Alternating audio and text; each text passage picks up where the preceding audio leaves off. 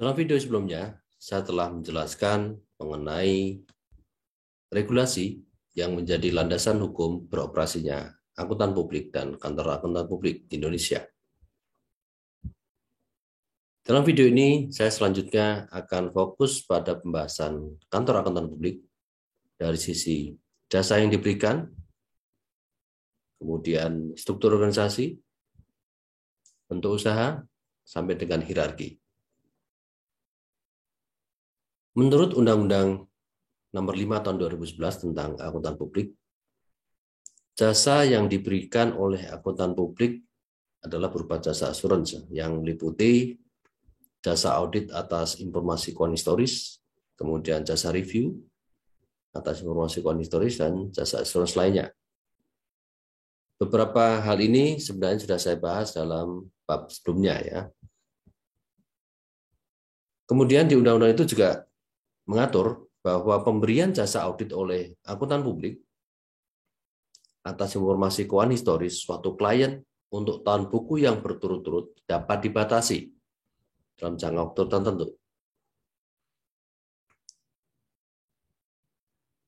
Dalam keterangannya, undang-undang itu menyatakan bahwa pembatasan jumlah tahun buku yang dapat diaudit oleh KAP secara berturut-turut itu juga meliputi mengenai jenis industrinya, kemudian perusahaan publik atau privat, ya, dan juga mengatur tentang sanksi. Ya. Yang semuanya diatur supaya independensi akuntan publik itu tetap terjaga.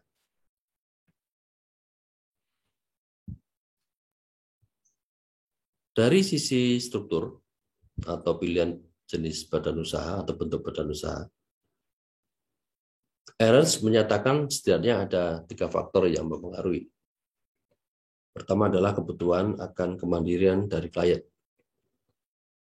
Jadi kemandirian itu juga menjadi pertimbangan pertama ya, karena menjadi satu prasyarat penting agar pekerjaan audit itu bisa dilakukan dengan kualitas tinggi.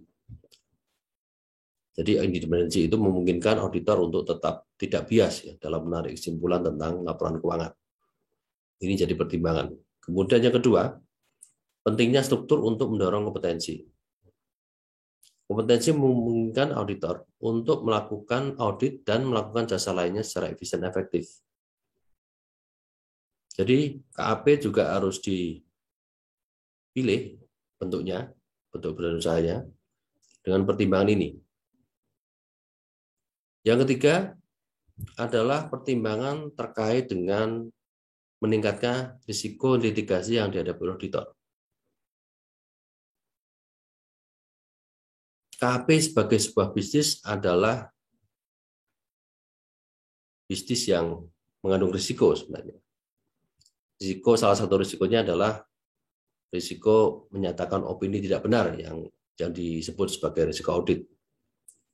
Kalau suatu saat auditor itu atau KAP itu menghadapi risiko itu, maka kemungkinan di masa mendatang bisa dapat tuntutan ya. Ternyata opini WTP itu tidak menjamin keberlangsungan usaha. Habis dinyatakan opini, kemudian perusahaannya bangkrut. Nah, dalam situasi seperti ini, auditor berpikir supaya bentuk organisasi yang dipilih itu bisa menangkal berbagai dampak yang terkait dengan litigasi. Beberapa struktur organisasi memberikan tingkat perlindungan kepada anggota perusahaan individu. Dan pemilihan ini saya pikir juga memberikan jaminan agar keberlangsungan usaha KAP itu sendiri itu juga bisa terjamin. Nah, di Amerika sendiri bentuk usahanya itu ada 6 kalau menurut Ernst ya. Pertama, proprietorship, kemudian yang kedua general partnership, yang ketiga general corporation, yang keempat professional corporation, yang kelima limited liability company, dan limited liability partnership. Proprietorship ini adalah perusahaan dengan satu pemilik, ya, yang dapat beroperasi ya. Secara tradisional, semua perusahaan satu pemilik diorganisir sebagai kepemilikan, tapi sebagian besar telah berubah menjadi organisasi bentuk dengan tanggung jawab yang lebih terbatas karena risiko litigasi. Ini kalau menghadapi risiko litigasi ini apa namanya, boleh dikatakan sebagai bentuk yang paling lemah ya, karena bisa sekali litigasi dialah yang nanti bertanggung jawab untuk semua tuntutan. Kemudian yang kedua, general partnership, ini adalah bentuk organisasi ya, yang sama dengan kepemilikan sebenarnya, kecuali bahwa itu berlaku untuk beberapa pemilik. Beda pemiliknya ya, jumlah pemiliknya aja.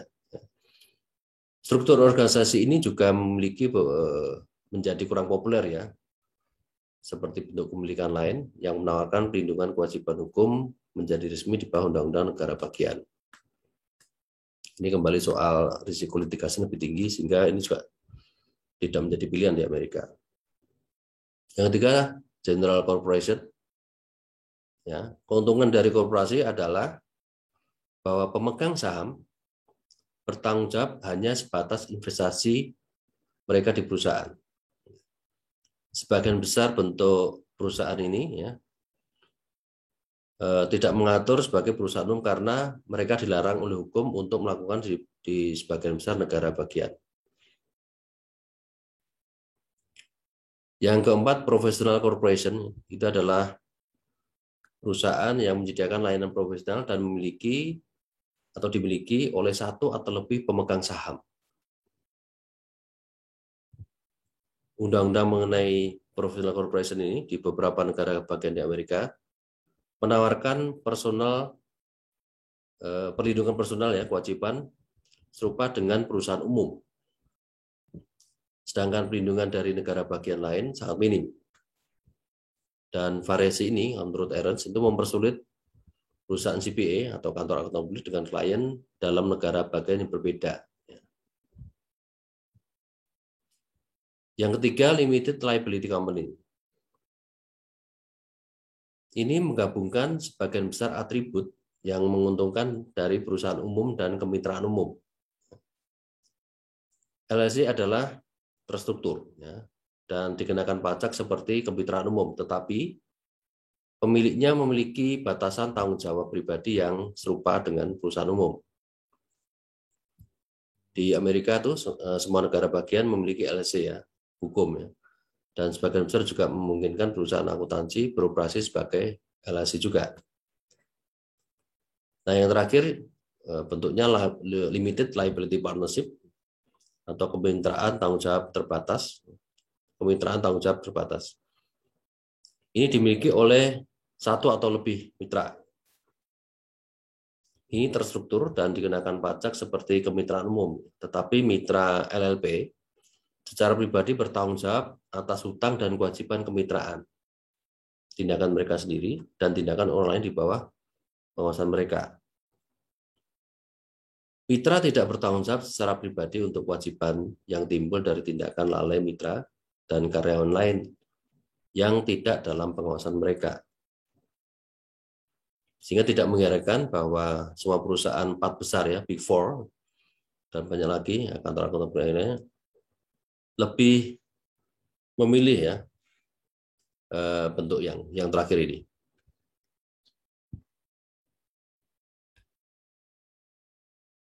Nah, kalau di Indonesia sendiri, menurut Undang-Undang 15 2011 ya, pasal 12 ayat 1, bentuk usaha KAP di Indonesia itu ada 4 ya. Pertama perorangan, tadi sama dengan proprietorship yang di Amerika ya. Kemudian persekutuan perdata, ada juga firma dan bentuk usaha lainnya. Nah, kalau perseorangan itu adalah bentuk usaha yang paling sederhana, di mana kepemilikannya hanya dimiliki oleh satu orang dan biasanya modalnya kecil. Lalu kuantitas produksinya yang terbatas karena dimiliki satu orang tadi. Dua, dan juga menggunakan alat yang sederhana juga. Meskipun bentuknya perseorangan, tetapi bentuk usaha ini pun tetap perlu perizinan ya, izin usaha. Bentuk kedua adalah persekutuan perdata. Nah, persekutuan perdata ini merupakan perjanjian dua orang atau lebih yang mengikat diri untuk memasukkan sesuatu ya inbring ke dalam persekutuan dengan maksud membagi keuntungan yang diperoleh karenanya. Bedanya dengan persetujuan tadi, kalau persetujuan cuma satu orang, ini dua orang atau lebih. Yang ketiga, firma.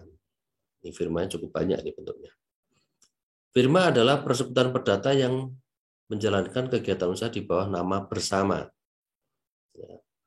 Adapun nama bersama yang dimaksud bisa berupa salah satu pihak, nama salah satu pihak dengan tambahan misalnya Krishna dan partner dan rekan. Nah, yang terakhir adalah bentuk usaha lainnya. Nah, ini bentuk usaha yang sesuai dengan karakteristik profesi akuntan publik. Misalnya kalau yang dipelabur di AIS adalah LLC.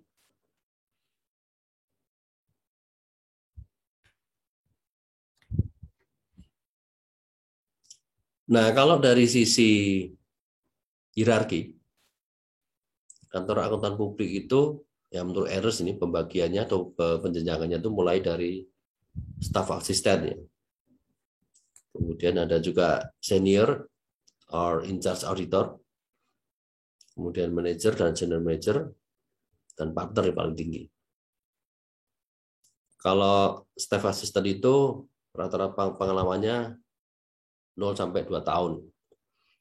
Tanggung jawabnya terutama melakukan pekerjaan-pekerjaan yang detail. Atau boleh dikatakan ini sebagai akuntan junior lah, kalau begitu. Makanya kalau akuntan junior ya disuruh sana sini dan mengerjakan banyak hal yang sifatnya sangat rinci ya. Golongan kedua yang lebih tinggi itu ada senior atau in charge auditor. Ini pengalamannya 2 sampai 5 tahun. Ini tugasnya mengkoordinasi ya, dan bertanggung jawab untuk kinerja atau pelaksanaan prosedur audit ya, termasuk supervisi dan mereview pekerjaan staf. Lalu lebih tinggi ada manajer dan senior manager. Ini pengalaman 5 sampai 10 tahun. Nah, ini membantu perencanaan ya dan mengelola audit, termasuk di dalamnya mereview pekerjaan, kemudian menjaga hubungan juga dengan klien. Kalau manajer biasanya terlibat dalam beberapa penugasan ya, lebih dari satu penugasan lah. Nah, yang paling tinggi itu partner, itu pengalaman 10 tahun ke atas ya.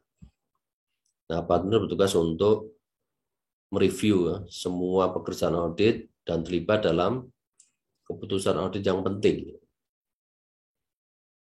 Dan partner ini sebenarnya pemilik perusahaan, sehingga mereka memiliki tanggung jawab untuk melaksanakan audit dan melayani klien.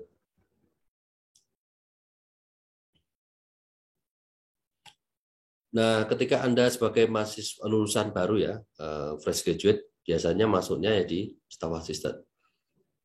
Tetapi kalau seorang auditor yang berpengalaman bisa saja masuk di senior atau langsung manajer. Nah, bisa jadi seseorang yang berkarir di situ dan dipandang kompetensinya sangat besar, signifikan pada KAP, suatu saat bisa saja diajak sebagai partner ya di situ. Demikian penjelasan saya mengenai kantor akuntan publik. Selanjutnya mari kita ikuti topik berikutnya.